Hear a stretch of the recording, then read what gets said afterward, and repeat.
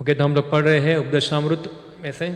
Last time हमने उपदेशामृत के ऊपर परिचय और कुछ श्लोक भी पढ़े थे, पर हमने खाली परिचय लिया था, विस्तार से हमने चर्चा नहीं किया था। तो ये खास करके जो भक्ति जीवन में जुड़े हुए हैं और सभी भक्तों के लिए जो आध्यात्मिक जीवन के प्रति गंभीर है, उन लोगों के लिए ये पुस्तक के जो शिक्षाएं हैं वो बहुत महत्वपूर्ण है। तो इसलिए इसको शिक्षाओं को थोड़ा समझना अच्छी तरह से, जैसे चैतन्य चरितामृत के अंदर एक श्लोक आता है, कविराज गोस्वामी कहते हैं, सिद्धांत बलिया चित्ते ना करालस। इसका अर्थ क्या होता है कि भक्ति के जो सिद्धांत है, यानी कि जो प्रिंसिपल है, उसको समझने में कभी व्यक्ति को आलस करना चाहिए नहीं। हाँ, जहाँ हो ते कृष्ण लागे श्रु दृढ़ मानस।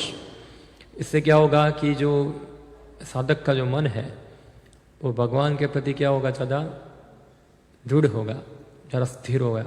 अगर हमको हमारे मन को कृष्ण के ऊपर पूरा दृढ़ता से लगाना है तो क्या करना पड़ेगा हमको? भक्ति के जो सिद्धांत है, हाँ, जो प्रिंसिपल है, जो हमारा आचार्य ने हमको दिए हैं, उसको अच्छी तरह से समझना पड़ेगा। थॉरोली, क्या बोलेंगे उसको? थॉरोली हिंदी में समझ रहे हैं आप लोग क्या कहना चाहता हूं मैं? पूरा हर विस्तृत से पूरा आपको उसको विचार कर कर उसको समझना पड़ेगा। ऐसा है, क्या है, क्यों है, ऐसा है, सब थॉरली उसको जानना पड़ेगा। और फिर भक्ति सिद्धांत सरस्वती महाराज बताते आगे, सिद्धांत आलस जन अनर्थ छाड़ेना। तो हम लोग जो है अनर्थ से मुक्त होना चाहते हैं। अनर्थ का अर्थ क्या होता है? जो वस्तु का कोई उपयोग नहीं है, उसको कहते हैं अनर्थ। जो एक ब्लॉक है, ब्लॉकेज है, जैसे पानी है, पानी की पाइप में ब्लॉकेज हो जाता है तो क्या होता है? पानी का फ्लो होता नहीं है वहाँ। तो इसी प्रकार हमारे भक्तिमय जीवन में ब्लॉकेज आ जाता है। और ब्लॉकेज क्या है? सब हमारे अनर्थ जो है, जो भक्ति क्रियाओं में अनुकूल नहीं है, ऐसी क्रियाओं जो है हमने कितने जन्मों से हम लोगों ने उसको कल्टीवेट किया है, तो वो क्या है? एक ब्लॉकेज एक बना हुआ है। तो ब्लॉकेज कैसे खुलता है? कौन नहीं खुल सकता? सिद्धांत आलस जन अनर्थ छाड़ेना, यानी कि जो भक्ति सिद्धांत में आलस करता है। आलस का मतलब होता है कि खास करके श्रील प्रभुपाद के ग्रंथों को पढ़ने में आलस करता है। खाली पढ़ने के लिए पढ़ता है, आधा घंटा पढ़ना है इसलिए थोड़ा पढ़ लिया, चलो, आलस है पढ़ने में। या तो समझने में आलस है, भक्ति सिद्धांत समझने में आलस करते हैं। तो वो व्यक्ति जो है वो तो अपने अनर्थ को समझ पाएगा नहीं कि मेरे अंदर ये अनर्थ है, वो देख पाएगा नहीं और मुझे इससे मुक्त होना चाहिए, वो व्यक्ति देख पाएगा नहीं। सिद्धांत आलस जन अनर्थ छाड़ेना। और फिर ऐसा व्यक्ति जो है भक्ति साधना भी करेगा तो वो क्या होगा? वो साइन वेव जैसा होगा। पता है साइन वेव आपको? जो फिजिक्स पढ़े होंगे उनको पता होगा साइन वेव कैसा होता है। एक होता है गर्त और श्रृंग, क्या बोलते हैं, विज्ञान में आता है पढ़ना, ऊपर और नीचे जाता है। तो भक्ति भी ऐसी होती है, थोड़ा ऊपर आएंगे, बाद में फिर नीचे फिर वापस ऊपर, फिर नीचे। साइन वेव होगा। एक सैचुरेशन में गाड़ी नहीं चलेगा, जैसे एसी करंट होता है, डीसी करंट होता है ना। तो एसी कैसा होता है? ऐसा ऐसा होता है, डीसी स्ट्रेट होता है पूरा। तो इस प्रकार से भक्ति भी ये साइन वेव हो जाएगी। जैसे अभी हम देख रहे हैं, अभी कौन सा वेव आ रहा है? पहले लास्ट संडे था ऐसा वेव था, अभी ऐसा वेव आ गया, सब लोग गिर गए, ऐसा है। कुछ लोग आज गिर गए, फिर नेक्स्ट संडे आएगा, फिर वेव बढ़ जाएगा, फिर वेव कम हो जाएगा, ऐसा। तो ये दिखा रहा है कि हम जो है, हम अपने अनर्थ को हम जानते नहीं हैं, हम अनर्थ को जानते नहीं हैं, और हम जो है शास्त्र के सिद्धांतों को समझते नहीं हैं, और समझते हैं तो आलस करते हैं उसको पालन करने में। ये इसका कारण है, ऐसा है। तो ये जो ऐसा होगा इससे बहुत सारे अन्य अनर्थ भी पैदा होते हैं। जैसे एक बीज होगा, एक बीज में से पेड़ और पेड़ में से बहुत सी शाखाएं निकलती है, ऐसा है। इस प्रकार बहुत सारे अनर्थ जो होते हैं वो उसको जन्म देते हैं, ऐसा है। और रूप गोस्वामी जो है वो ये सब जो मुख्य मुख्य ब्लॉकेज जो है हमारे भक्ति जीवन के अंदर, उसके बारे में हमको बता रहे हैं। तो हम लोग चर्चा करते हैं, उसके ऊपर करेंगे। सबसे पहले जो रूप गोस्वामी हैं वो एक अनर्थ की चर्चा करते हैं, वो है वाचो वेगम। क्या है वाचो वेगम?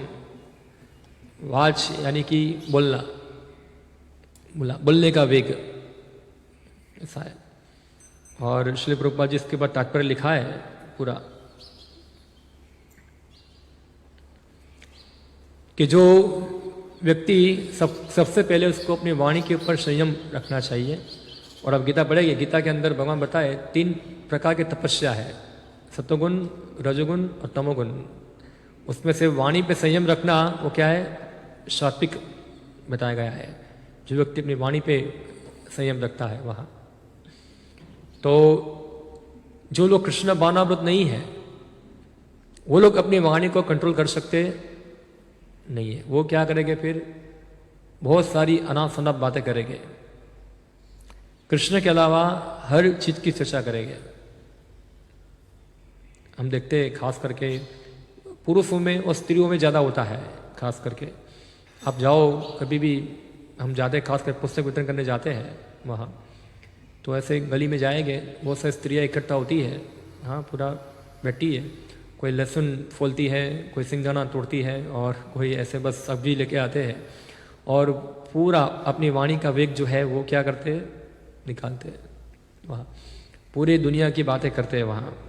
और ये क्या है, वाणी का वेग। पुरुष भी खास करके जो मावा खाने जाते हैं गले के ऊपर, तो वहाँ रात को 12-12 बजे तक क्या होता है, सब लोग भीड़ लगा के बैठे रहते हैं। क्या चर्चा करते हैं, वाणी का वेग दिखाते हैं, अपनी वाणियों का वेग प्रकट करते हैं। और कोई इकट्ठा हो गए ऐसे, हाँ, तो ये क्या है, वाणी का वेग है। और जो व्यक्ति आध्यात्मिक जीवन में प्रगति करना चाहता है उसको इसके ऊपर नियंत्रण करना चाहिए। तो जो मायावादी है वो मौन व्रत धारण करते हैं, हाँ वो मौन व्रत धारण करते हैं, पर मौन व्रत धारण करने से अब वाणी के वेग से मुक्त हो सकते नहीं, क्योंकि वो मन में बात चलता रहेगा, बाहर से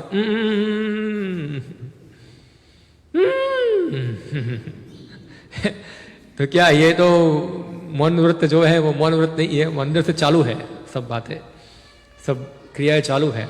तो उस प्रकार से कोई व्यक्ति जो है कृत्रिम तरीके से अपनी वाणी को नियंत्रित कर सकता नहीं है। और जो व्यक्ति जो है वाणी को नियंत्रण नहीं करता है, उसकी तुलना की गई है मेढक के साथ।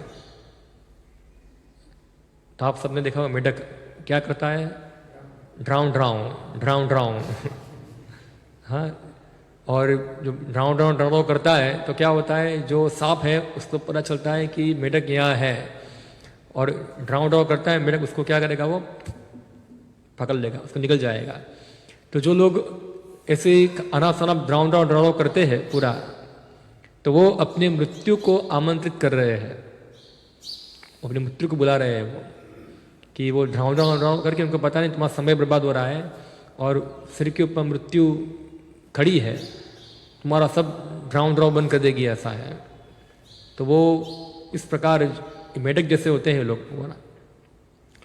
तो इसीलिए रूप गोस्वामी बताते हैं कि अगर कोई व्यक्ति वाणी पे कंट्रोल करना चाहता है तो उसको कृष्ण कथा ही बोलनी चाहिए, और कुछ बोलना चाहिए, या कृष्ण संबंधित चीज बात करनी चाहिए जो कृष्ण से संबंध में हो।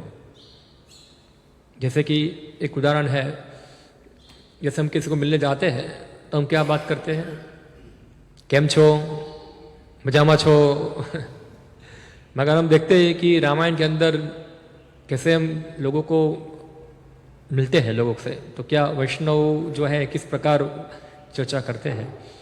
तो दशरथ महाराज के वहाँ जब विश्वामित्र ऋषि पधारे थे वहाँ, तो उन्होंने प्रश्न किया, दशरथ महाराज ने विश्वामित्र मुनि को, कि आपका इधर आने का प्रयोजन क्या है। यहाँ। और क्या आप जो है जन्म मृत्यु जरा व्याधि से मुक्त होने के लिए आपके जो कार्य है वो क्या बराबर चल रहे हैं कि नहीं चल रहे हैं, ऐसा है। तो यानी कि उनकी आध्यात्मिक जीवन के बारे में पृच्छा की, ना कि केम छो मजाમાં છો બધું बराबर ચાલે છે, ऐसा नहीं है। आध्यात्मिक जीवन के बारे में पृच्छा की। तो अगर जो भक्त लोग हैं अगर किसी को मिलते हैं तो ठीक है, फॉर्मेलिटी के रूप में आपने हाय हेलो कर दिया, ऐसा है वहाँ, मगर साथ साथ क्या होना चाहिए, आध्यात्मिक जीवन के बारे में पृच्छा होनी चाहिए वहाँ। तो इस प्रकार हम अपने वाणी के वेग से बच सकते हैं। और हम चर्चा करेंगे कैसे भक्ति में प्रकृति हो, क्या समस्या आ रहा है, क्या है, सब चर्चा कर कर कैसे। तो इस प्रकार से हम अपनी वाणी को एंगेज कर सकते हैं भगवान की सेवा के अंदर या भी प्रचार के अंदर। जिन लोगों को बोलने का बहुत शौक है उनको क्या करना चाहिए, उनको प्रचार में लग जाना चाहिए। जाओ घर घर जाके सबको बोलो, कृष्ण कथा बोलो वहाँ। तो ये क्या है, ये वाणी के वेग को रोकने का सबसे बढ़िया तरीका है क्या। वरना अगर उसको आप यहाँ से बंद कर दोगे तो क्या होगा, दूसरी जगह से निकलेगा वो वेग। तो इसलिए हम वाणी को हम कृत्रिम तरीके से रोक सकते नहीं है, मगर उसको एंगेज करना चाहिए। इसलिए जो भक्त लोग जो हैं वो कृष्ण भावनामृत का प्रचार करते हैं। हम लोग कृष्ण कथा करते, कीर्तन करते हैं, कृष्ण कथा का प्रचार करते हैं। तो वही तरीका है वाणी के वेग को नियंत्रण करने का। और जो नहीं करता है ऐसा तो समझना चाहिए वो व्यक्ति अनासनाफी बोलेगा। अनासनाफी क्या होगा, बोलेगा। तो इसलिए वाणी के वेग को नियंत्रण करने का सबसे बढ़िया तरीका क्या है, कृष्ण कथा को बोलना। और ये पुस्तक के ऊपर कमेंट्री जो है वो श्रील प्रभुपाद की भी है और भक्ति सिद्धांत सरस्वती ठाकुर की भी है, दोनों की कमेंट्री है। तो भक्ति सिद्धांत सरस्वती ठाकुर क्या बताते इसके बारे में थोड़ा मैं पढ़ता हूं। श्रील भक्ति सिद्धांत सरस्वती ठाकुर ने उपदेशामृत में की अपनी अनुवृत्ति व्याख्या की लिखा है कि हमारी देहात्म बुद्धि से 3 प्रकार के वेग उत्पन्न होते हैं, एक बोलने का वेग, एक मन का वेग तथा एक शरीर का वेग। जब जीव इन 3 वेगों का शिकार बनता है तो उसका जीवन अशुभ बन जाता है। अशुभ यानी कि हम लिखते घर में शुभ और लाभ, तो अशुभ क्या है, जब हम ये वेगों के क्या हो जाएंगे, नियंत्रण में आ जाएंगे, तो अशुभ है हमारे लिए। जो व्यक्ति इन वेगों को दमन करने का अभ्यास करता है वह तपस्वी कहलाता है। ऐसी तपस्या से वह पुण्य पुरुषोत्तम भगवान की बहिरंगा शक्ति या भौतिक शक्ति के उत्पीड़न को वश में कर सकता है। यानी कि जो वेग का मतलब क्या होता है, जैसे कि आप देखो एक गाड़ी का एक पाइप है, पाइप में से पानी का फोर्स आ रहा है, हाँ, और आपको फोर्स के सामने जाना है, वेग वो जोर से है। अगर आप शक्तिमान नहीं, वेग क्या करेगा आपको, जैसे अभी वो क्या हुआ, अभी वो ग्लेशियर फटा कहाँ, हिमाचल के अंदर, वो उत्तराखंड के अंदर, तो बहुत बड़ा पानी आया ऊपर से, पूरा डैम वैम सब तोड़ दिया वहाँ। कितना वेग इसका क्या था, बहुत ज़्यादा था। इससे ये जो वेग है इंद्रियों का, अगर बहुत प्रभाव उसका ज़्यादा है और व्यक्ति उसको नियंत्रित नहीं कर पाएगा तो क्या होगा, इसको खींच जाएगा वहाँ, उसको बहा ले जाएगा। तो वेगों को रोकना, इसको क्या है कि तपस्या कहा जाता है, क्योंकि इंद्रिया वो चाहती है और हम उसको देते नहीं है, हाँ, प्रत्याहार उसको कहते हैं। तो वो क्या है, एक प्रकार का एक घर्षण होता है, एक युद्ध होता है, और उसमें क्या एक प्रकार कष्ट होता है, उसको कहते हैं तपस्या। तपस्या यानी कि वॉलंटरीली, स्वेच्छा से अपने इंद्रियों को कष्ट देना, यानी कि उसको अपनी डिमांड पूरी करने देना नहीं, इसको क्या कहते हैं, तपस्या। और ऐसी तपस्या से क्या होता है, व्यक्ति जो है भगवान की बहिरंगा शक्ति से मुक्त हो सकता है, मुक्त हो सकता है वहां। जब हम वाणी के वेग की बात करते हैं तो हमारा अभिप्राय व्यर्थ की बातें से होता है, यथा निर्विशेष मायावादी दार्शनिकों की बातें या सकाम कर्म में लगे हुए व्यक्तियों की बातें या उन भौतिकवादी व्यक्तियों की बातें जो बिना रोक टोक के जीवन का भोग करना चाहते हैं। ऐसी समस्त बातें या साहित्य वाणी के वेग के वास्तविक प्रदर्शन है। तो बता दे भक्ति सिद्धांत सरस्वती ठाकुर 3 लोगों के बारे में चर्चा करते हैं। एक है मायावादी, एक एक कर्मकांडी और एक है भौतिकवादी। इस भौतिक स्थूल इंद्रिय तृप्ति में लगा हुआ है। ये तीन के बारे में जानते हैं कौन कौन है ये? मायावादी कौन है?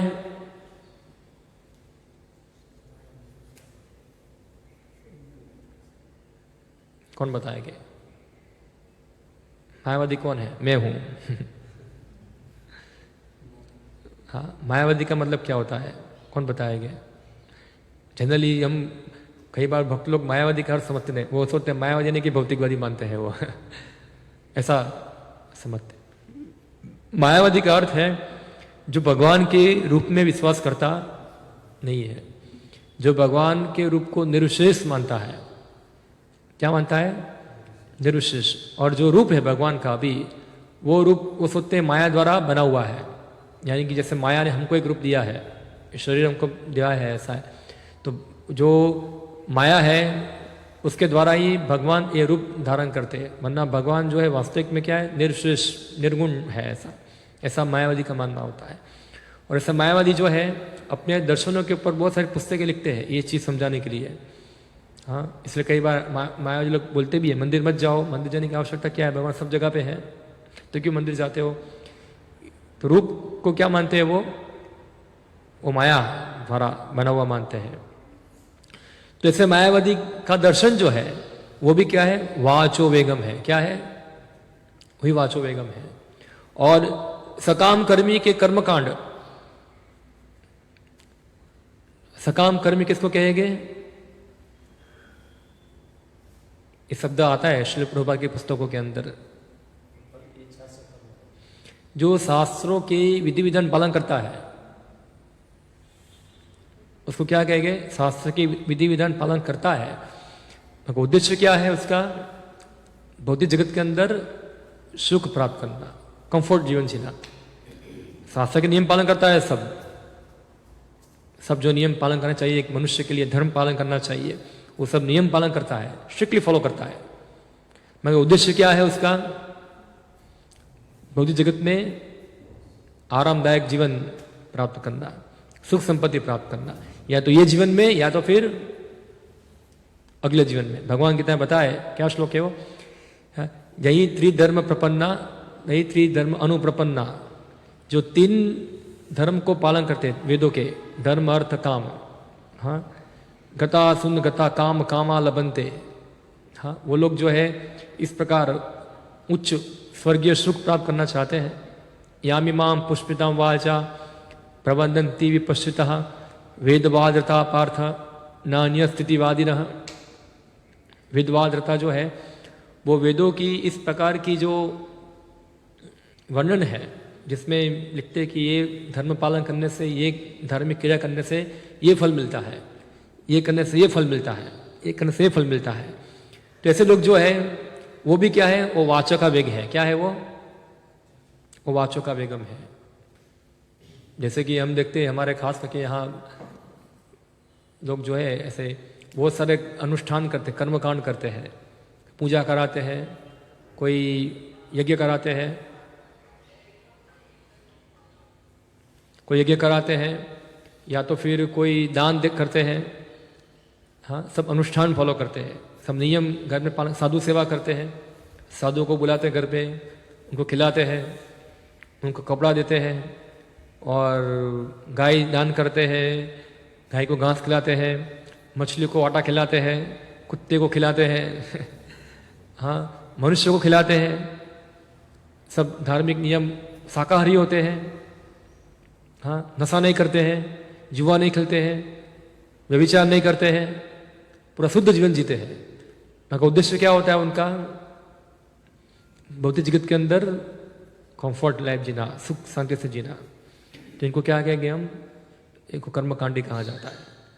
और एक कर्मकांडी भले ही बाह्य दृष्टिकोण से लगे कि वो धार्मिक है, मगर वो क्या है? उनकी सभी क्रियाएं जो है, उनके जो शास्त्र का जो अध्ययन है, वो सब क्या है? वाचो वेगम है।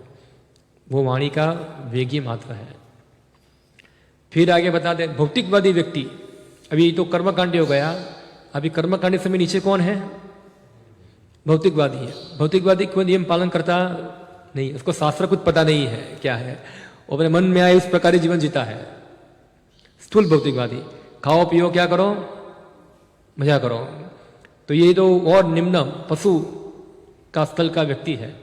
और आजकल हम देखते हैं 90.9% लोग क्या है, ऐसे भौतिकवादी है जो केवल उनको बस पैसों और सब इंद्रिय भोग के बारे में चर्चा करते, और कोई उनकी चर्चा का विषय होता नहीं है।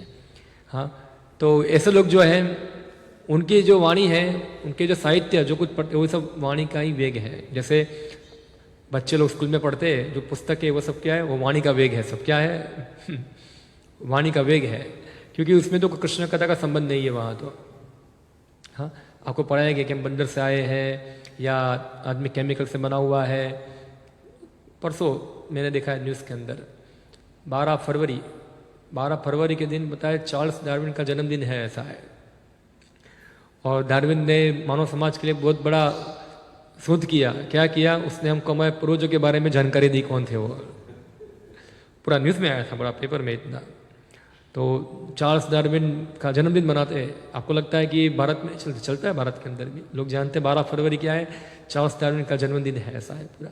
क्योंकि उन्होंने हमको बताया हमारे पूर्वज कौन थे, बंदर थे। तो ये सब क्या है? ये सब वाणी का वेग है, ये सब वाणी का वेग है वहाँ। और आगे बताते हैं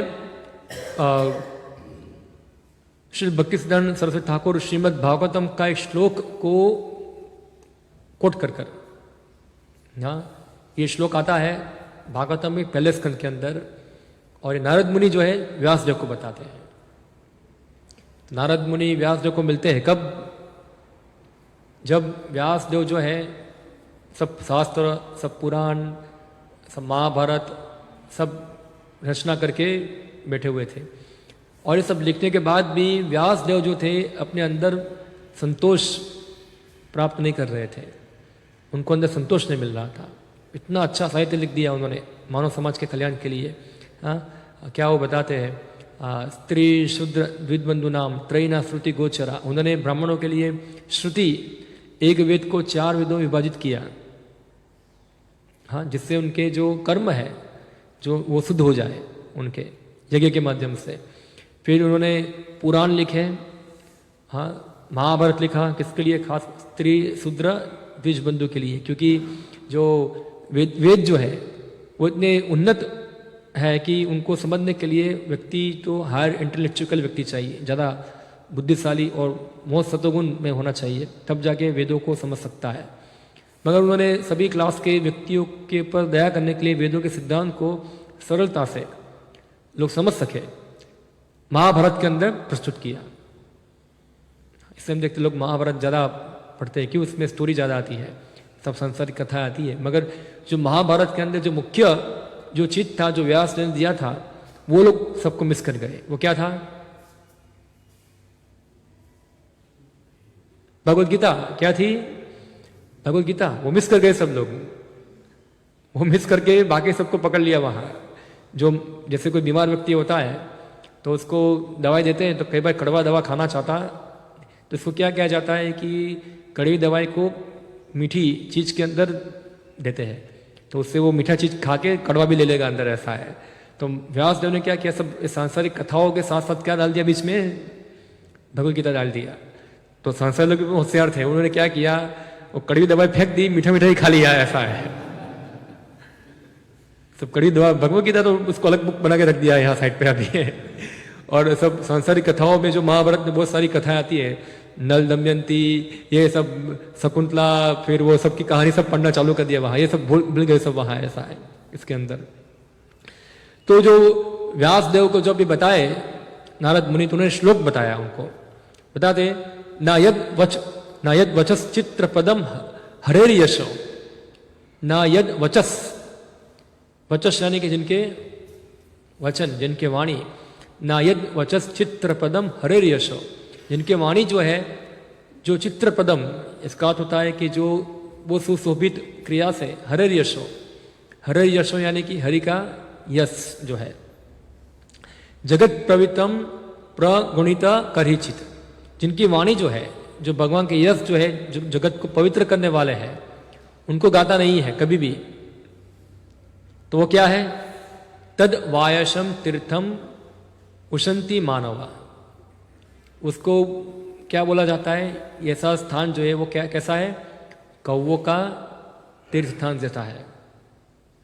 तद वायसम तीर्थम उशंति मानवा न तत्र हमसा निरमंता उपशिक्षया, कि वहां जो है अंश जो है, यानी कि जो परम अंश है, वो लोग उस चीजों में रुचि लेते नहीं है। आप लोग पुस्तक देने के लेके जाइए, पुस्तक प्रचार करने के लिए, आप बोलोगे गीता है, कोई पढ़ेगा? आप बोलोगे कैसे हेल्थ अच्छा करना है, उसकी पुस्तक है, पढ़ोगे आप? लाओ लाओ क्या है, ऐसा है। आप बोलोगे ये पुस्तक से आपका ये फायदा होगा। कई बार लोग सोचते हैं ऐसा, बिजनेस में बढ़ने की पुस्तक बताइए क्या है, कैसे बिजनेस में आगे बढ़ा जाए, वो पुस्तक है, ऐसा है। या तो सब भौतिकवादी प्रवृत्ति वाले, इतना साहित्य पढ़ा हुआ है। आप खास करके जाएंगे रेलवे स्टेशन के ऊपर जाएंगे वहाँ, तो वहाँ आप देखोगे इतना सारी पुस्तकें जो नॉनसेंस नॉवेल होती है। पता नहीं हमारे यहाँ तो इतने नॉवेल पढ़ने वाले नहीं होंगे, जो खास करके इंग्लिश पढ़ते हैं वो लोग अपना पूरा समय बिगाड़े नॉवेल पढ़ने के अंदर, क्योंकि उनको भाषा क्या करनी होती है, सुधारनी होती है। और वो नॉवेल के अंदर इतना काल्पनिक कथाएं होता है, रात को 2-2 बजे तक पढ़कर क्या झट के क्या है नॉवेल पढ़ते रहते हैं। खासकर शेक्सपियर ने सब लिखा है, ये नॉवेल सब है, उनकी कविताएं हैं। हमारे गुजराती में भी और अलग अलग भाषाओं में जो साहित्य है, हाँ, जिसमें हरि का कोई गुणगान नहीं है। जैसे गुजरात में बहुत सारे कवि हो गए, कौन कौन से कवि है वो, झवेरचंद मेघानी और सब कौन है ऐसे, हाँ, दयाराम और क्या है, दलपत राम और ऐसे बहुत सारे ऐसे कवि है ऐसा है। और हिंदी में भी कवि हो गया, क्या नाम था उसका, प्रेमचंद। और संस्कृत में भी कवि हो गया, कौन है, कालिदास। सब तो ये सब क्या है, ये सब कौवों का तीर्थ स्थान है, ऐसा है। क्या है ये, एक कौवों का तीर्थ स्थान है। इवन हम देखते नारद मुनि बताते कि भागवतम को छोड़ के सभी शास्त्र क्या है, कौवों का तीर्थ स्थान है, ऐसा बोलते हैं सभी पुराणों को भी बोलते हैं ऐसा। नारद मुनि यहां तक बताते हैं, व्यास देव को, वो महाभारत को भी बताते हैं, तो एक कौवों का तीर्थ स्थान है, ऐसा है वहां। सोचो कि कितना आवश्यकता है भगवत भक्ति की, कितना हाई स्टैंडर्ड बताया है नारद मुनि ने वहां। तो ये जो इस प्रकार का जो सोचो, ये पुराणों को भी और शास्त्रों को जो हरि के गुणगान को डायरेक्टली नहीं करता है, उनको भी नारद मुनि कहते हैं कौवों का तीर्थ स्थान है। तो आजकल के जो पुस्तक साहित्य है सब पढ़ते हैं, वो क्या होगा, वो कौवे की टट्टी होगी, ऐसा है वहां ऐसा बोल सकते हैं यार। ये सब वाचो वेगम है ये पूरा। तो इसलिए जो हंस है, जो भक्त है, ये सब साहित्य को पढ़ने में रुचि लगाते नहीं है। कई बार होता है, कुछ लोग होते हैं सेना सोना पढ़ते रहते हैं, बहुत कुछ पढ़ते हैं। हाँ, आप उनके घर में देखो कि बहुत सारी पुस्तकें होगी सब, मगर कोई भी भगवान हरि के गुणगान के संदर्भ में कोई पुस्तक नहीं होगी। ज्यादातर लोगों को पढ़ने में रुचि नहीं है। ज्यादा लोग तो क्या है, अभी पढ़ने में रुचि कम है, टीवी देखने में रुचि ज्यादा है। और टीवी देखना भी क्या है, वो भी वाणी का ही वेगम है एक। टीवी देखना या तो जो कृष्ण के संबंध में नहीं है, आजकल तो बहुत सारा चीज हो गया, टीवी है और फिर क्या है, मोबाइल फोन है, मोबाइल फोन में सोशल मीडिया है, फेसबुक है, और फिर क्या है, सब ट्विटर है, और क्या है दूसरा, हाँ, यूट्यूब है। और यूट्यूब में सब कौवे की कथा सब आती है, आप देखोगे ऐसा, सब कौवे गाते हैं उसके अंदर। हाँ, सभी कौवे है, इतना सारा वीडियो डाला हुआ है, सब कौवों का तीर्थ स्थान जैसा है, पूरा गोडाउन बनाया हुआ है पूरा कौवों का वहाँ। और ऐसे कितना सारा गार्बेज सब पड़ा रहता है, और सब गार्बेज लोग लेते हैं और सब पूरा अपने मन में डालते हैं, सब कचरा पूरा। तो सब क्या, ये कौवों का स्थिर स्थान है। हम देखते हैं भक्त लोग भी होते हैं, अपने घर के ऊपर छतरी रखते हैं, पूरा ऐसा है। अभी छतरी रखने की क्या आवश्यकता है, हाँ, अभी भौतिक जगह के साथ कनेक्शन बना के रखना है, क्या है वहां। तो गार्बेज को ला रहे हैं अंदर, आ जाओ गार्बेज सब घर में घुस जाओ, ऐसा है नहीं। अगर हम भगवत भक्ति करना चाहते हैं तो हमको हमारे मन को, हमारी वाणी को, हमारे चेतना को कृष्ण के ऊपर लिप्त करना चाहिए। अगर हमारी चेतना इस प्रकार रहेगी तो मरते समय क्या होगा, ये गार्बेज के साथ ही हम मरेंगे, और हम गार्बेज नहीं पैदा हो गए, गार्बेज के अंदर ही पैदा हो गए हम लोग। तो इसलिए ये वाणी का वेग जो है उसको रोकना चाहिए।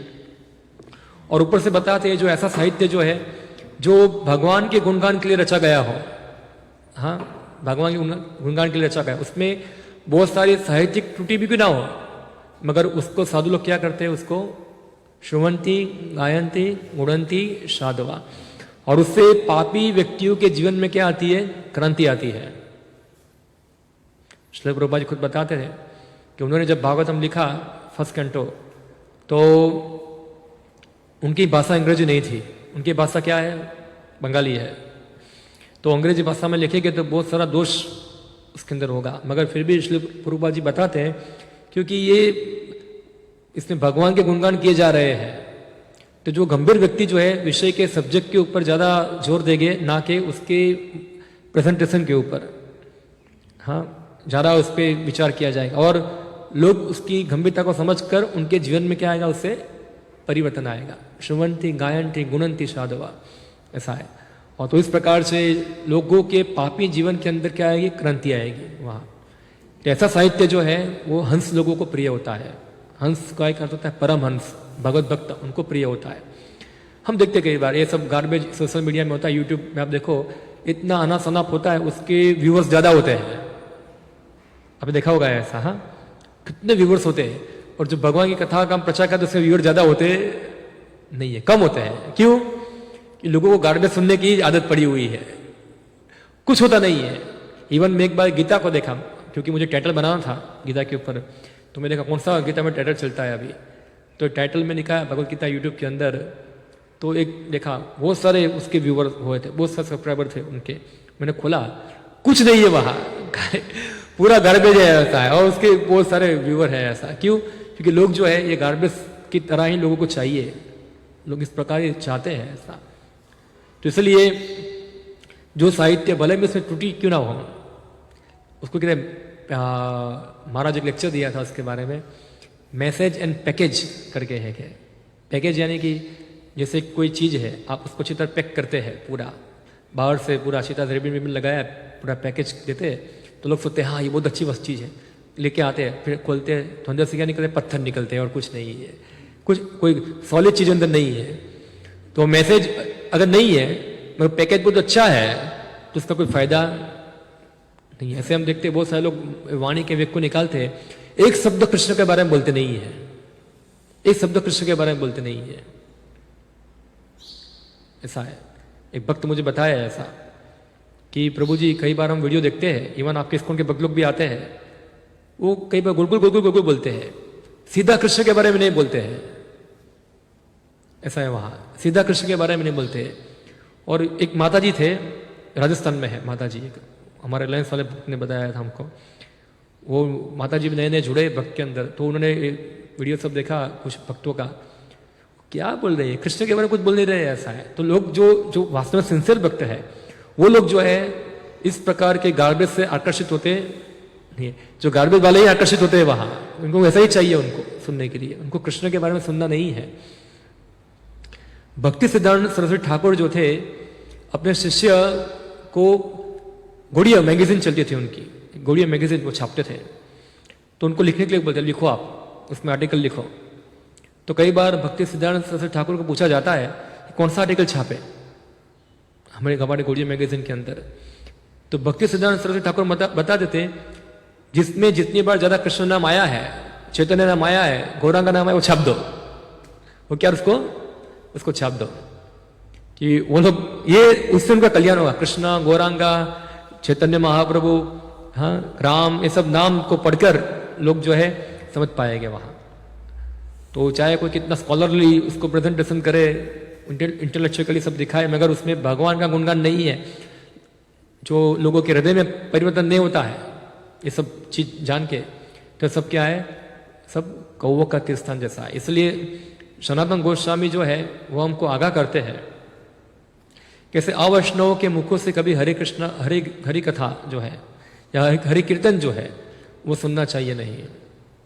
हम देखते कई बार लोग ऐसे होते हैं जो प्रोफेशनल हरि कीर्तन करते हैं, हाँ उनका काम होता है, जैसे खासकर वेस्ट में चलता है ऐसा, अलग अलग बैंड चलती है उनकी, अलग अलग, अभी कीर्तन मेला में ऐसा कुछ करते हैं, सब कीर्तन करते हैं, मगर आप उनको देखेंगे उनके जीवन को, ना तो कभी मंगलाती आते हैं, न कभी 16 माला करते हैं, न कभी 4 नियम पालन करते हैं।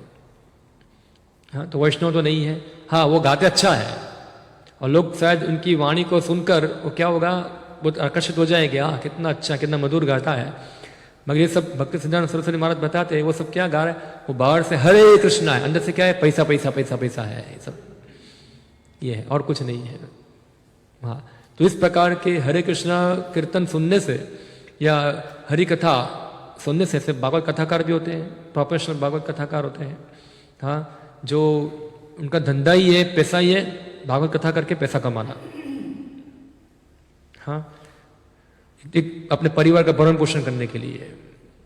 तो इस हेतु से अगर भागवत कथा करते हैं तो भी इस प्रकार की कथा सुनने से व्यक्ति का कोई शुद्धिकरण होगा नहीं। आप देखो प्रभुपाद जी का आप फर्स्ट कैंटो पढ़ेंगे भागवतम, उसमें प्रभुपाद जी बताते भागवत सप्ताह जैसा कोई प्रोग्राम तो हमारे आचार्य ने बनाया नहीं है, ऐसा है ये, हाँ, ये मॉडर्न कॉन्कॉक्शन है, क्या है, आधुनिक विचार है।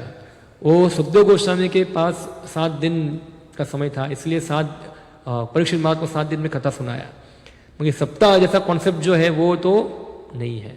आप 7 दिन में पूरी भागवत कथा कर सकते नहीं है। नित्यम भागवत शिवया, नित्यम भागवत कथा होनी चाहिए हर रोज। हम देख रहे हैं अभी हम उपदेशामृत के किस श्लोक के ऊपर चर्चा कर रहे हैं, कितने 1-2 वीक हो जाएगा हमारे, फिर भी मुझे लगता है आज पूरा नहीं होगा ये, हाँ कंप्लीट नहीं कर पाएंगे। प्रभुपाद जी बताए भागवतम के इस श्लोक के ऊपर आप 1-1 महीने तक चर्चा कर सकते हैं, इतना विशाल है भागवत कथा। मगर भागवत कथा कार जो करते हैं सब लोगों को अच्छी स्टोरी सुनाते हैं। आपने कभी भागवत कथा में सुना है ऐसा, कपिल भगवान का सांख्य योग कभी सुना, उन्होंने कभी सुना है आपको?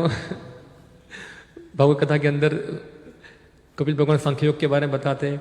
2nd चैप्टर के अंदर कैसे विराट रूप कैसे बनता सुनाता है कभी आपको, वो सृष्टि का सृजन कैसे वो सुनाते हैं आपको कभी? ये सब नहीं आता है, खाली सब फॉर्मेट उनकी फिक्स होती है, और फॉर्मेट पे चलता है उनका। हाँ, परीक्षित का जन्म, फिर कपिल जन्म, प्रहलाद आख्यान, ध्रुव आख्यान, ये आख्यान सब पूरी कथा है, ऐसा है। तो लोग इस प्रकार के इस प्रकार से लोगों की ट्रेनिंग हुई है कथा सुनने की। तो हमको चाहिए कि लोगों को प्रॉपर ट्रेन किया जाए, उनको रियल भागवत कथा सुनाकर, रियल भागवत कथा सुनाकर, तब जाके उनको फायदा होगा वहां।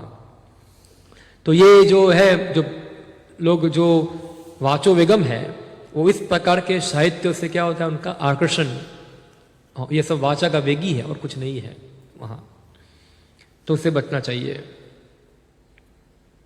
फिर आगे हम लेते हैं, मन के वेग के बारे में बताते हैं।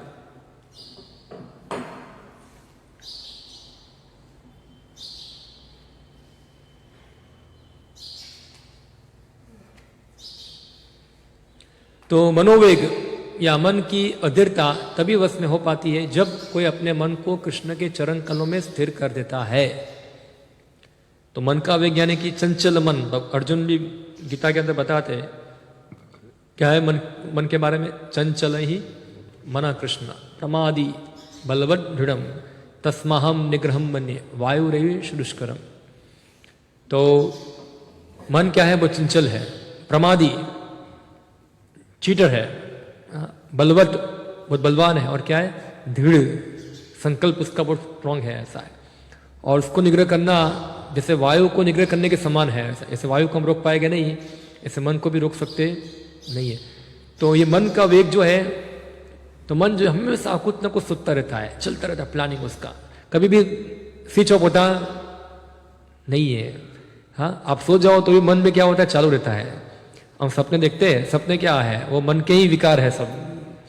जो हमारी भौतिक इच्छाएं हैं जो हम दिन में पूरी नहीं कर सकते, वो रातों क्या होती है, मन के रूप में प्रकट होती है। और रात को हम सपना देखते हैं, मैं राजा बन गया, मेरे पास ये है वो है।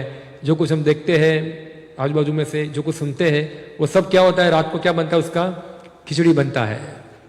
और सब खिचड़ी को हम एंजॉय करते हैं सपने के रूप में वहां। तो सब क्या है, मन का वेग है पूरा। तो मन के वेग को रोकने का तरीका क्या है, तो मन को पूरी तरह से भगवान के चरण कमल में एंगेज करना। तो उसका मतलब क्या है, भगवान के चरण कमलों में एंगेज करने का मतलब क्या है, तो भगवान की सेवा में नियुक्त होना। देखिए, मन बहुत सूक्ष्म है, हम मन को बहुत इजीली कंट्रोल कर पाएंगे नहीं। मन को कंट्रोल करना है तो सबसे पहले हमारी प्रवृत्तियां शुद्ध होनी चाहिए, एक्टिविटी शुद्ध होनी चाहिए। प्रभुपाद जी बताते हैं भागवतम के अंदर कि भक्ति में प्रगति करना है, उसके लिए क्या करना पड़ेगा, उसको ध्यान से सुनना पड़ेगा। ध्यान से कब सुन पाएगा वो व्यक्ति, जब उसका मन शुद्ध होगा। मन कब शुद्ध होगा, जब उसकी प्रवृत्तियां शुद्ध होगी, उसकी प्रवृत्तियां शुद्ध होगी, एक्टिविटी शुद्ध होगी हमारी। तो हमारा कार्य जो है, जो हम करते हैं, अगर वो शुद्ध नहीं है तो क्या मन भी हमारा क्या होगा, गंदा रहेगा। क्योंकि ये कार्यों का असर जो है किसके ऊपर पड़ता है, मन के ऊपर उसका असर वहां होता है। तो मन और ये क्रियाएं जो है एक दूसरे के ऊपर क्या है, इंटरलेक्ट जुड़ी हुई है, वहां एक दूसरे के ऊपर जुड़ी हुई है। तो मन जो हमेशा प्लानिंग करता रहता है, ये वो सब, मगर इस प्रकार व्यक्ति कई बार मेंटल भी हो जाता है, होता है ना मेंटल। खास करके अभी तो कलयुग के अंदर वर्तमान समय में सब लोग मानसिक रोग की बीमारी ज्यादा है। आप देखोगे 80% लोग जो है मानसिक है, 80% लोग क्या होते हैं, मानसिक होते हैं। यूएस के अंदर 5 में से 3 व्यक्ति क्या है, साइको पेशेंट है वो। हाँ, और जो साइकेट्रिस्ट उनकी ट्रीटमेंट करते हैं साइको पेशेंट की, वो भी दूसरा साइकेट्रिस्ट के पास जाता है क्योंकि वो भी क्या हो गया है, वो भी साइको हो गया है सब ट्रीटमेंट कर करके।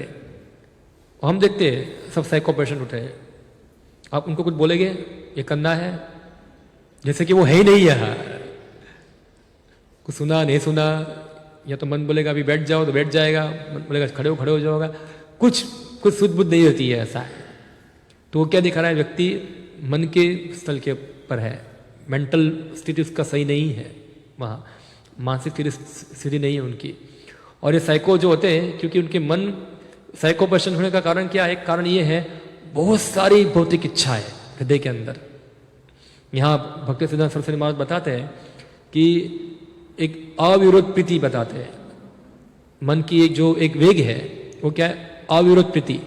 यानी कि व्यक्ति के अंदर इतनी सारी भौतिक इच्छाएं हैं, जब वो पूरी नहीं होती है तो क्या होता है, एक प्रकार से हताशा उत्पन्न होती है। और वो हताशा क्या है, ये डिप्रेशन बन के आती है वहाँ। तो आज मॉडर्न समय के अंदर डिप्रेशन की बीमारी है, उसका कारण क्या है, बहुत सारा इंद्रिय भोग करने की बहुत इच्छा है, मगर क्या है, कोई कारण सर ये भौतिक इच्छा को पूरी नहीं कर पा रहा है वो, या तो शरीर साध्यता नहीं है, या तो साधन नहीं है इंद्र तृप्ति करने के लिए, व्यवस्था नहीं है। इसके कारण क्या, एक प्रकार डिप्रेशन पैदा होता है वहाँ।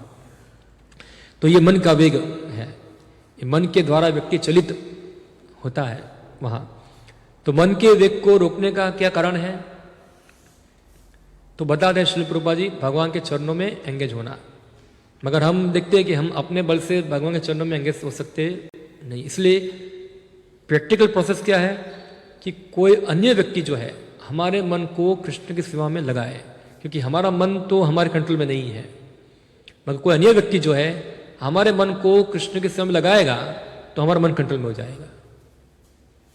जैसे यहाँ श्री प्रभुपाद जी बताते हैं, मैं तात्पर्य पढ़ता हूं, कृष्ण सूर्य समा माया होय अंधकार, जहां कृष्ण तहां नहीं माया अधिकार। कृष्ण सूर्य के समान है और माया अंधकार के तुल्य है। यदि सूर्य उपस्थित हो तो अंधकार का प्रश्न ही नहीं उठता। उसी प्रकार यदि कृष्ण मन में उपस्थित हो तो माया के प्रभाव से मन के विचलित होने की कोई संभावना नहीं रहती। समस्त भौतिक विचारों के निषेध की योग विधि से कोई लाभ नहीं होगा। मन में शून्य या सृष्टि करने का प्रयास करना कृत्रिम विधि है, या शून्य टिक नहीं सकता। किंतु यदि कोई सदैव कृष्ण का तथा उनके श्रेष्ठम सेवा कैसे करा जाए उसका चिंतन करता है तो उसका मन सहज ही वश में ही हो जाएगा। तो श्री प्रभुपाद जी बताते हैं कि अगर किसी के मन में कृष्ण बैठे हुए हैं तो अंधकार का प्रश्न नहीं है। जैसे हम सूर्य के सामने रहेंगे तो अंधकार में होगे नहीं। तो मन को कृत्रिम तरीके से कंट्रोल करना पॉसिबल नहीं। हम देखते हैं बहुत सारे लोग डिप्रेशन में होते हैं तो कई बार ध्यान करते हैं, योग करते हैं, क्या मन को जीरो करना चाहते हैं, जीरो शून्य बनना चाहते हैं, शून्य अवकाश पैदा करना चाहते हैं, मगर संभव है आप मन को शून्य कर सकते हैं नहीं है। हरे कृष्ण मन शून्य हो जाओ, हरे कृष्ण मन शून्य हो जाओ, संभव नहीं है। हाँ, या तो फिर कोई ध्यान करने जाएगा, ओम, या बिंदु को देखेगा, ऐसा है जीरो, कुछ नहीं, बस संभव नहीं है। ये मन की तुलना की गई है एक सरोवर के साथ। एक सरोवर के अंदर आप एक पत्थर मारोगे, थोड़ा शांत सरोवर में पत्थर मारेंगे तो क्या होगा, सरोवर क्या हो जाएगा पूरा, उसमें बहुत सारी तरंगे उत्पन्न होगी। खाली एक पत्थर लगा मारोगे आप, कितनी सारी तरंगे होती है, और नीचे से जो कचरा है सब ऊपर आना चालू हो जाएगा वहां। तो मन भी क्या है, ऐसा ही है।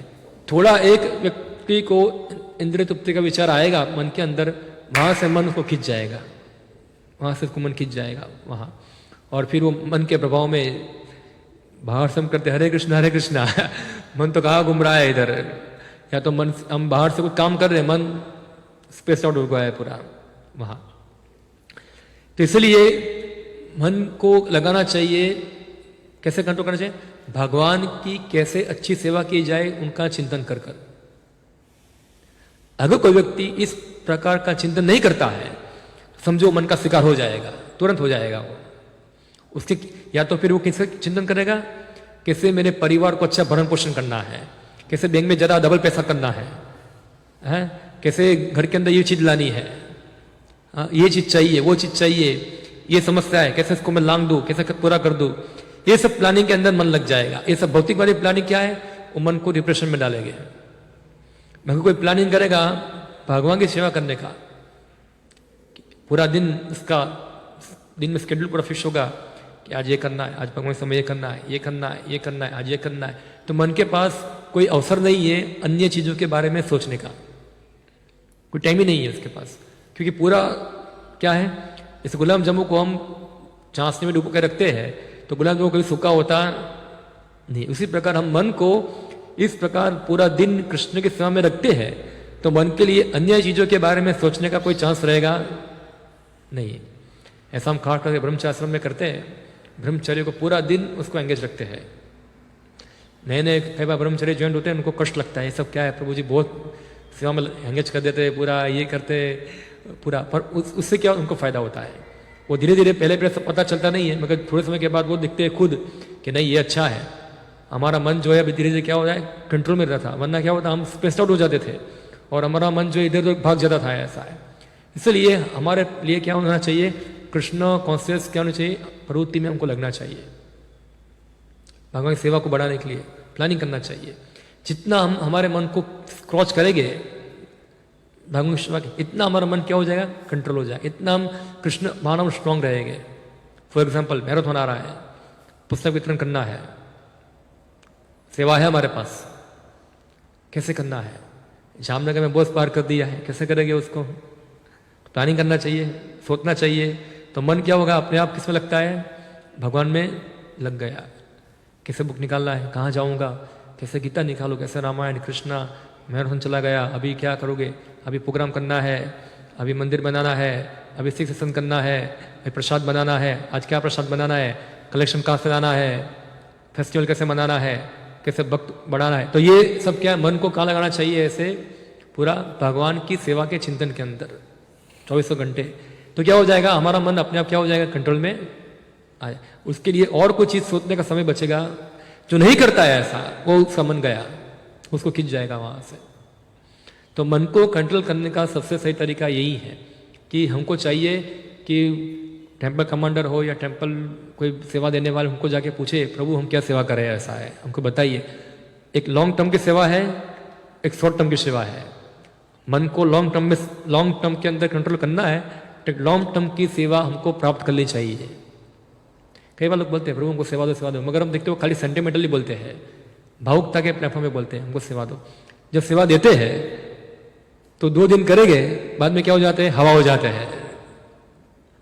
यानी कि वो मन के स्थल के ऊपर है, मन के प्लेटफॉर्म के ऊपर है। तो अगर हमको सेवा मिलती है तो हम पूरा मन लगा के उसको कैसे बढ़िया किया जाए उस पर जोर लगाना चाहिए।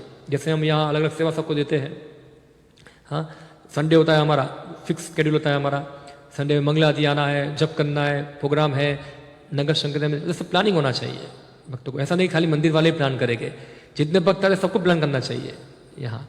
हाँ, कैसे प्रोग्राम को बढ़िया करना है, प्रसाद कब टाइम पे बना देना है, सब एक एक आइटम कैसे डिवाइड करना है पूरा, ये सब प्लानिंग होता है वहाँ। तो ऐसे हर दिन, खाली संडे के दिन मन भगवान में लगाना नहीं होता है। ऐसा नहीं संडे को ही मन लगेगा, बाकी 6 दिन माया में लगाओ वहाँ तो चलेगा नहीं। पूरा 7 दिन हमको मन को कृष्ण भावना में लगाना होगा। भले ही हम बाह्य दृष्टिकोण से काम कर रहे हैं, हमारा शरीर काम कर रहा है, पैसा कमा रहा है, अंदर से हमारा चिंतन क्या होना चाहिए, भगवान की सेवा करने का। तो हमारा मन क्या होगा, कंट्रोल में होगा। अगर नहीं है तो मन हमको खा जाएगा, हमको खा जाएगा। तो बताते हैं भक्ति सिद्धांत सरस्वती ठाकुर मन के बारे में।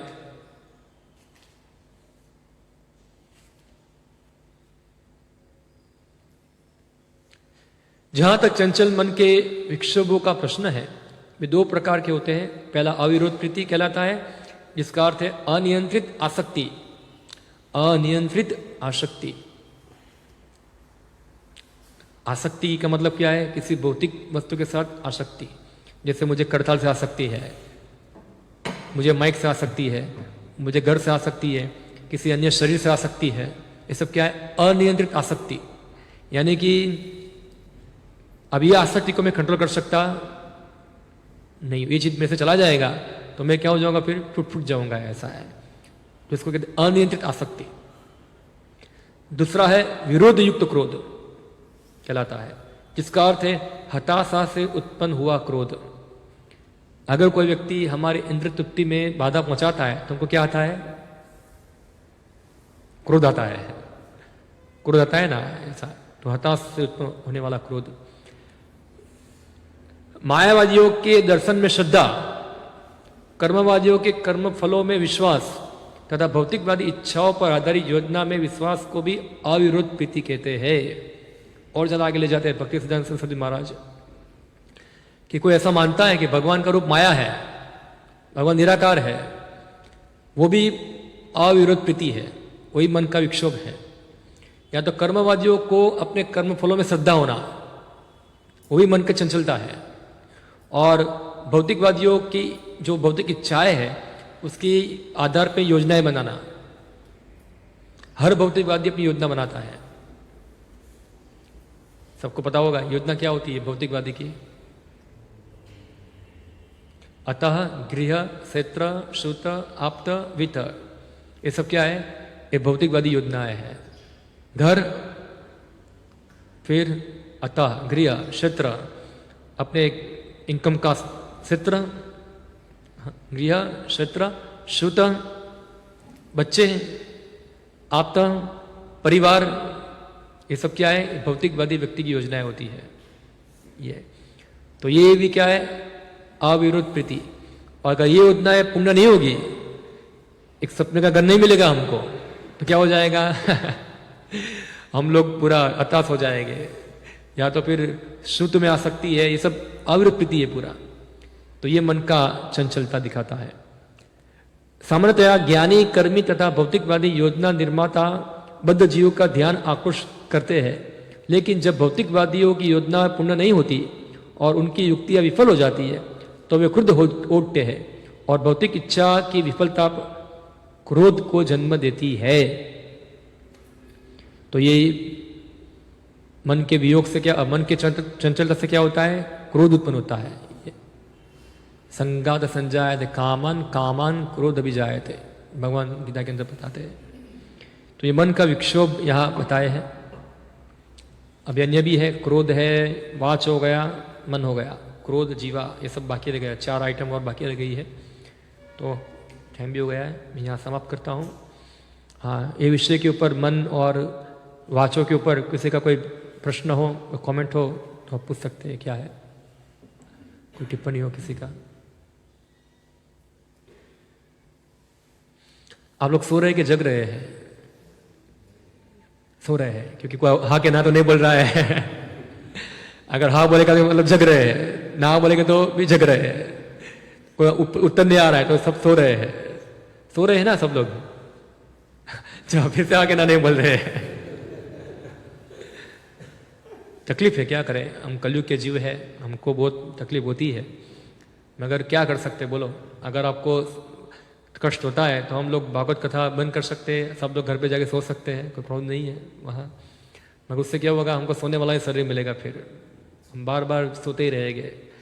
जीव जागो गोरा चांदर बोले रे, घटत निंद्रा छाड़ो माया, पिछा से न खोले रे। हम माया की गोद में सोए हुए हैं, मजा आता है जगना अच्छा लगता नहीं, मगर ये अच्छा नहीं है। आप लोगों को प्रैक्टिस नहीं ना, आप लोगों को, आप लोग हफ्ते में खाली एक ही बार उठते हैं जल्दी, ऐसा है। अगर रोज उठोगे तो समस्या नहीं होगा, हफ्ते में एक बार उठने के कारण समस्या होता है। वो भी आगे आएगा, आपको बताऊंगा मैं क्या सबका कारण क्या है, ये सब इस चीज का, ये सब बहुत महत्वपूर्ण है उपदेशामृत पुस्तक पूरी। ठीक है, कोई क्वेश्चन नहीं है, कमेंट नहीं है? हाँ,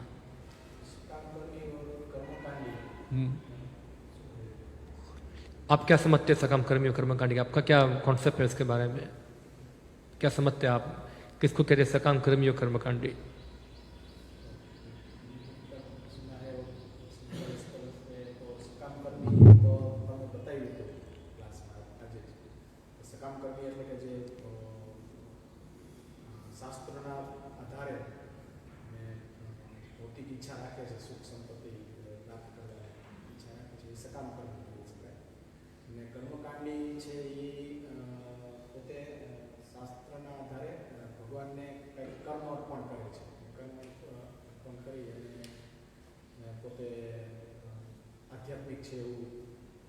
दोनों की है, दोनों की है।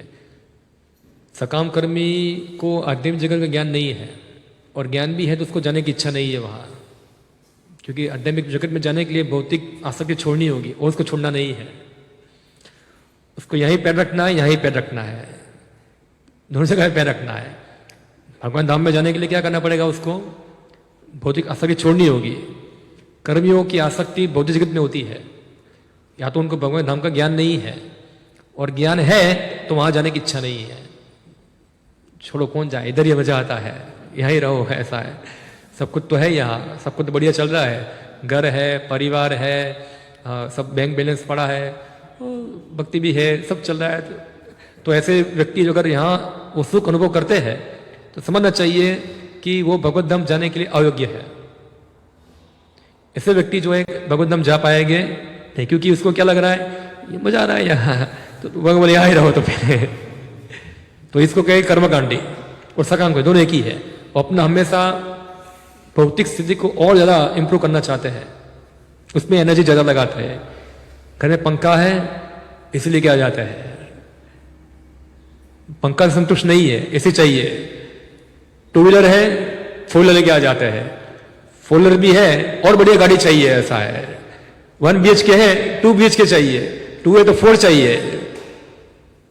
घर के अंदर हमेशा अपनी भौतिक स्थिति को इंप्रूव करने के लिए पूरा शक्ति लगाते हैं, एनर्जी लगाते हैं, पूरा अपने कर्म उसके लिए करते हैं। ये सब कर्मकांडी है।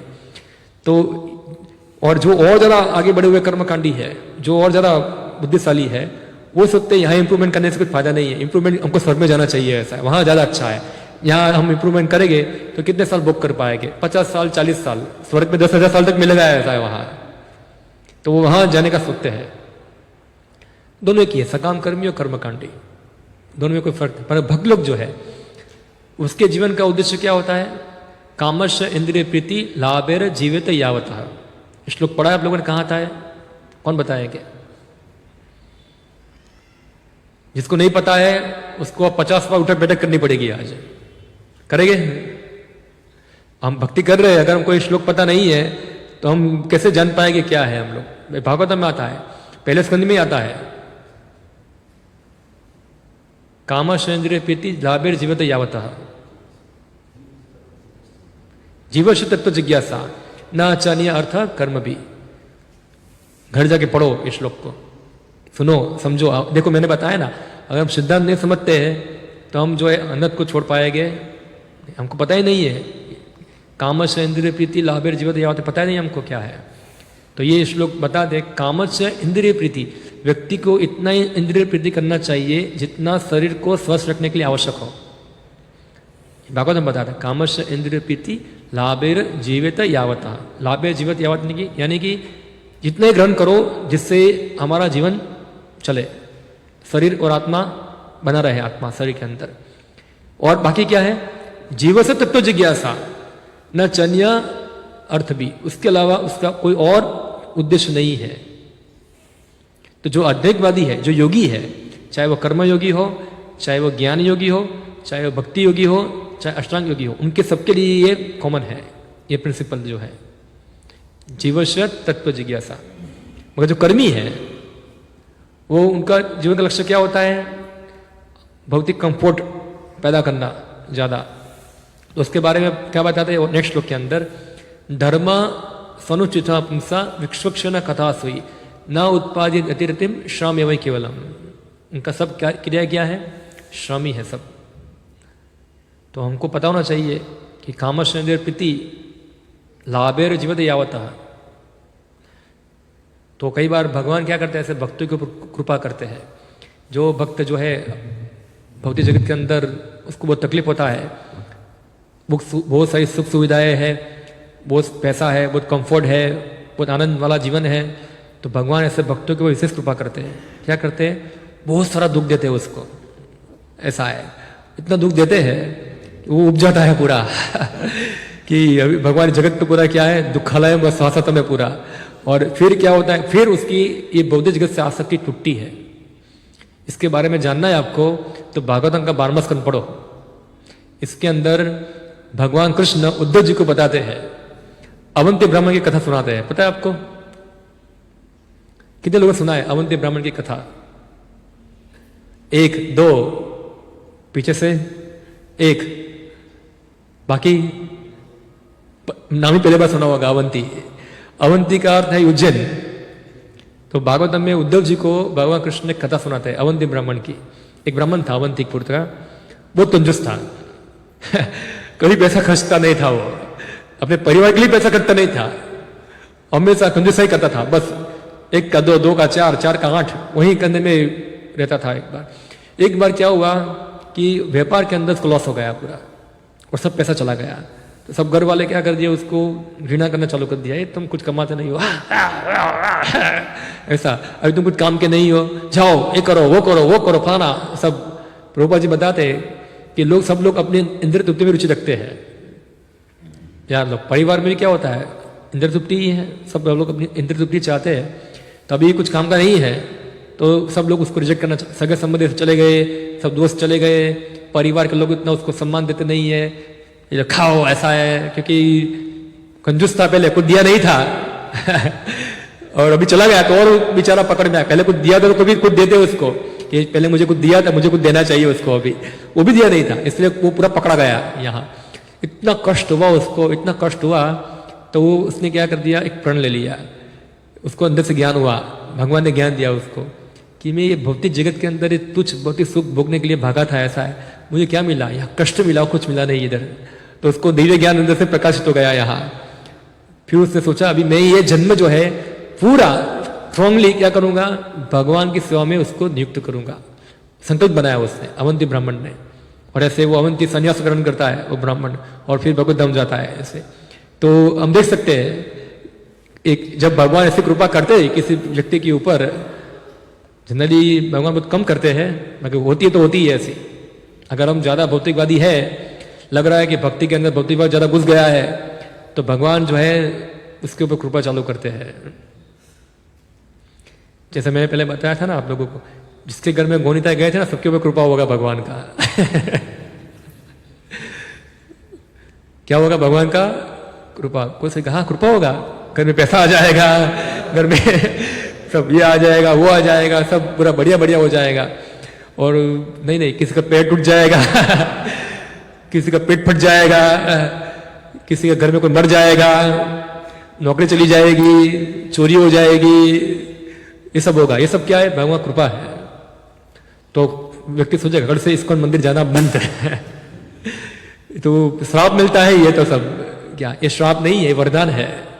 क्योंकि हम लोग इतने बौद्धिक जगत में आसक्त है, तो भगवान कई बार भक्तों के ऊपर दया करके ये सब पनिशमेंट देते हैं, उसको दंड देते हैं, ऐसा है। जिससे उसकी आसक्ति टूटे वहां से। वो सोचे कि जगत के लिए मैं नहीं बना हूं, मैं बना हूं कृष्ण की सेवा करने के लिए बना हूं। घर में आ सकती है, बच्चों से आ सकती है, भगवान बच्चा दे लेगी, लाओ चलो हरे कृष्णा, गया भगवत धाम चला गया। या तो फिर वो मर जाएगा, पति मर जाएगा, पत्नी मर जाएगी, या तो फिर एक्सीडेंट हो जाएगा, दो पैर टूट जाएंगे, आंख चली जाएगी, सिर फट जाएगा। ऐसा होता है सब। प्रभु जी शुभ शुभ बोलो ऐसा हमारे साथ नहीं होना चाहिए। कोई बोलेगा भगवान हमारे साथ वो नहीं करता था हमें वो भगवान पता है किसको करना है किसको नहीं करना है। वो भगवान जानते हैं कहाँ किसका स्प्रिंग खींचना है और वो खींचते हैं। अगर हम भक्त है तो हमको कोई कंप्लेन होनी चाहिए नहीं, मैं भक्ति करता हूँ मेरे साथ ऐसा नहीं होना चाहिए। भगवान करेगा ऐसा, भगवान की इच्छा है ना, वो हमें स्प्रिंग खींचेगी थोड़ी वहां से। तो मैं तो राधा गिरधर को प्रार्थना करता हूं कि सभी भगवान सभी भक्तों को जो ऐसी स्थिति में सबको कृपा दो, दो हाथों से ऐसा है बराबर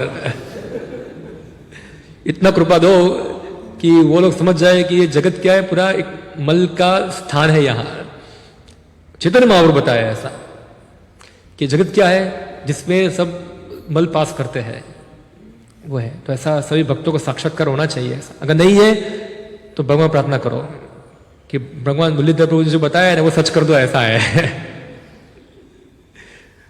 तुम्हारा कल्याण हो जाएगा वहां। तो ये कृपा तो भगवान की ऐसी होती है, वहां सभी लोगों को नहीं मिलती है।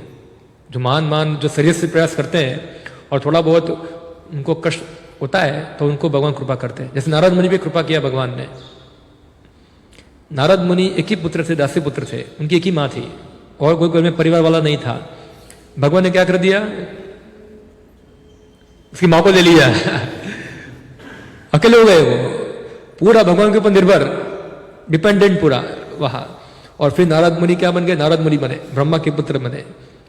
तो भगवान नारद के ऊपर कृपा किया, प्रहलाद महाराज के ऊपर कृपा किया, ध्रुव महाराज के ऊपर कृपा किया, हाँ पांडव के ऊपर कृपा किया, कुंती के ऊपर कृपा किया।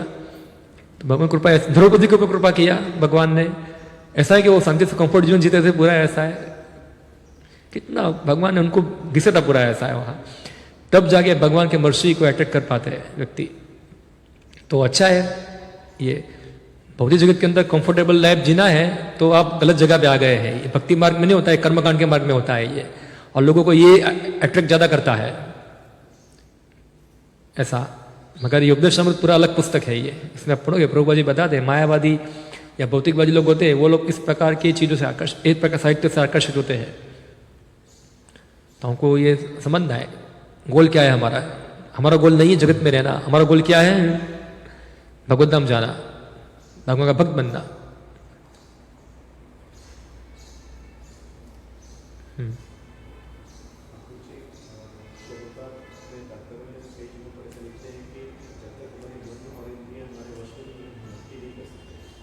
या ऑब्वियसली जैसे प्रभु जी बताते हैं कि जब तक हमारी मन और इंद्रिय वश में नहीं है तब तक हम भक्ति कर सकते नहीं है। सही बात है कि भक्ति मन के इंद्रियों के द्वारा ही होती है ना। भक्ति किससे होती है, मन और इंद्रियों माध्यम से होती है।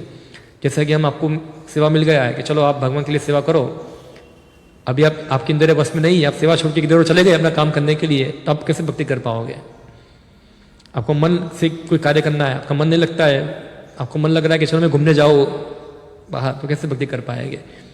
इसलिए शुरुआत में क्या होता है, भक्ति जो होती है विधि विधान के साथ होती है, रेगुलेटेड डिवोशनल सर्विस, नीति नियम के अनुसार करना, इतना करना ही है, रूल्स है बस। हाँ, तो इससे क्या रूल्स बनाए गए हैं मन और इंद्रिय को कंट्रोल करने के लिए। और गुरु जो है वो रूल्स हमारे पर थोपते हैं, वो हमारे रूल को पालन कराते हैं, जिससे कि जो हमारी अनिच्छा है करने की, फिर जब हम करते हैं तो धीरे धीरे क्या होगा, हमारा मन उसके ऊपर लगना चालू हो जाएगा वहां। तो इसलिए जबरदस्ती करनी होती है पहले। अभी कल से बोलेंगे, कल से किसी को मंगलाती आने की आवश्यकता नहीं है, कितने लोग तैयार है, सब बोलेंगे हाँ छुट्टी। स्कूल में ऐसा होता था, जब स्कूल में हम पढ़ाई करते थे तो वो आती है, नोटिस आती है, तो टीचर पढ़ते हैं वहां 2 દિવસની રજા છે, तो बड़ा छोकरा बड़ा खुदे सब छोकरा एंजॉय करते हैं। ऐसा हम बोलेंगे अभी 1 महीने के लिए मंगला आरती की छुट्टी है, हरि बोल सब आजाद हो गए वहां। अभी सब लोग सब कुछ कर सकते हैं, खा सकते हैं, पी सकते हैं, कोई रिस्ट्रिक्शन नहीं है, सब नियम से 1 महीने के लिए छुट्टी है, हरि बोल पूरा। तो वो नहीं होना चाहिए, ऐसा है। इसलिए हमारा मन और इंद्रियों को कंट्रोल करने के लिए इन नीति नियम बनाए गए हैं, रूल्स बनाए गए हैं। तो रूल्स फॉलो करेंगे तो हम प्रगति करेंगे उसके अंदर। अगर हम रूल्स फॉलो नहीं करेंगे तो हमको डिस्टर्बेंस आएगा वहां। सिंपल है, मन को कंट्रोल करना है। गुरु हमको सेवा दे देंगे, मंदिर में कोई भक्त हमको सेवा दे देंगे, हमारे काउंसलर सेवा दे देंगे हमको। तो इस प्रकार से हमारे मन जो है उसमें एंगेज हो जाएगा। और हम उनकी बात नहीं मानते हैं, इसका मतलब क्या है, हम हमारे मन और इंद्रियों के प्लेटफॉर्म पे हैं। हम अपने मन को ज्यादा ऑथोरिटी मान लिया, मन जो बोलेगा वही करेंगे, इंद्रिया जो बोलेगी वही करेंगे। भक्त बताते हैं टीवी मत देखो, तो बोलते रहते हैं मंदिर, प्रभु जी तो बोलते रहते हैं, वो तो उनका काम है ऐसा बोलना। तो वो घर पे जाएगा, टीवी चालू करेगा, खाली न्यूज देख रहा हूँ, ज्यादा नहीं देख रहा है, ऐसा है। क्या दिखा रहा है, उसका मन कंट्रोल में नहीं है। वो क्या हो गया, अवज्ञा किया, किसका, गुरु का। दूसरा अपराध है ना, नाम अपराध, गुरु की अवज्ञा करना, ऐसा है। या उनको साधारण मनुष्य समझना, वो साधारण व्यक्ति है, बोलते रहते हैं, ऐसा है। अवज्ञा हो जाएगा तो फिर हरे कृष्ण मंत्र करके भी प्रगति नहीं होगी वहां। ऐसे बहुत छोटा उदाहरण दिया मैंने, ऐसे बहुत से उदाहरण हम देख सकते हैं कि हम अवज्ञा करते हैं उनकी, टालते हैं उनको, और फिर हमारे मन के आधार पे हम कार्य करते हैं, इसलिए हमारी प्रगति नहीं होती है वहां। ठीक है, ओके, यहां हम समाप्त करते हैं। नेक्स्ट हम आगे बढ़ेंगे। हरे कृष्ण।